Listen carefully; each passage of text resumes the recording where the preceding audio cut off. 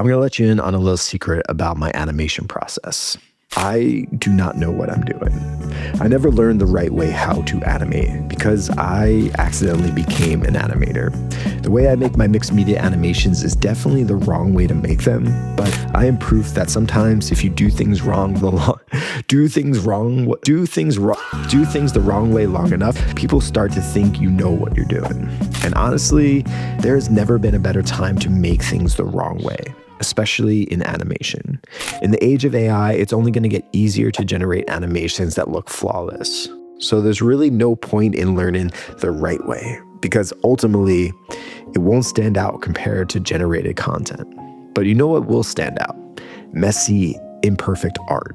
So I'm a part of this director's collective called The Slate, where every 4 months we're given a prompt and have to go out and make a short film around that prompt. Then we show our finished work to a live audience in Brooklyn. We finished the first cycle back in December, and it was an amazing experience. 40 directors were invited, but only 4 of us actually completed a short film. For the second cycle, I was determined to make a short narrative film, but then freelance projects took over my life for a bit of time, and I ran out of time to shoot my original idea. So I found myself in the last month of the challenge with a problem. I didn't want to make another documentary like I made it in the first cycle, so I decided to try my hand at making a short animated film. The only problem was I had no idea how to animate characters actually talking. But instead of spending a month learning how to do it properly, I just approached it in the same way I approach all my mixed media work. I leaned into making it feel handmade. Since this was my first animated short, I kept it simple. 3 characters, 1 general setting. I love drawing mountains and trees, so I don't know, I felt like the forest would be the right place to set this thing. I can't exactly remember how I came up with the idea, but I thought it would be funny to make a short around a couple in the middle of a breakup who decide to pick up a hitchhiker. It only made sense for me to play the lead because I knew exactly how I wanted the lines read. And then I asked my wife to play the woman because she's a great actor. She's been in a number of my short films, and I knew that she would nail the part. The only hard part was finding the third person to be in this short. My good friend Blake, who you might know as Blake of Today, I have a weekly call with him where we just kind of talk about being full-time freelancers, full-time video creators. And one week I just asked him if he would help me out with a short and be the hitchhiker. And Blake crushed it. Without me even asking, he gave me several different versions of each line, which was very helpful in the editing process. So I had all my characters there. It was awesome. Next, I hand drew all the characters and scenery on my Lenovo Yoga Tab Plus. I did a partnership with them last year, and they sent me one. So I've been using it for my illustrations ever since. I use this one program they have called Sketchbook, which is basically their version of Procreate. It's great overall, except you can't export animated PNGs directly, so I have to run them through this separate site, which adds an extra step. But that's all right, it's all good.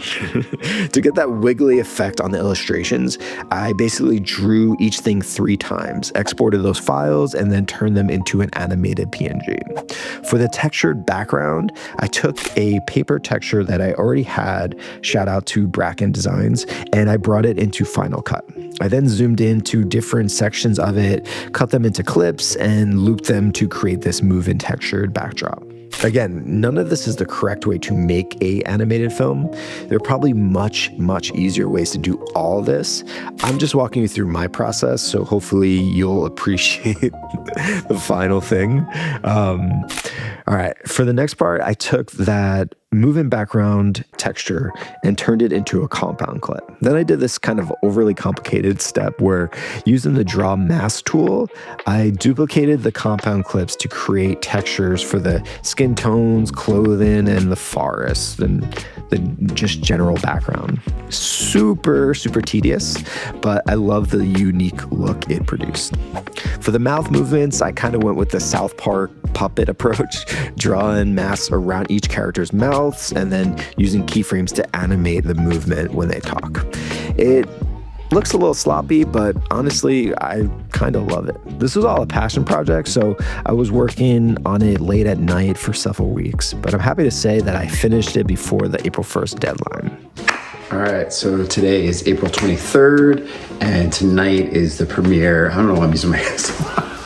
And tonight is the premiere of my short animated film. I hope people like it. Do not pull over, Phil. Where are you heading to? Lo siento, no hablo inglés. Nearest gas station, please.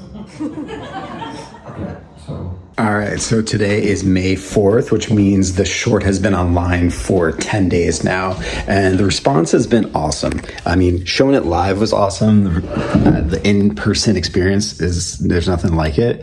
But since being online, I just calculated, it currently has 105,000 plays, which is really awesome.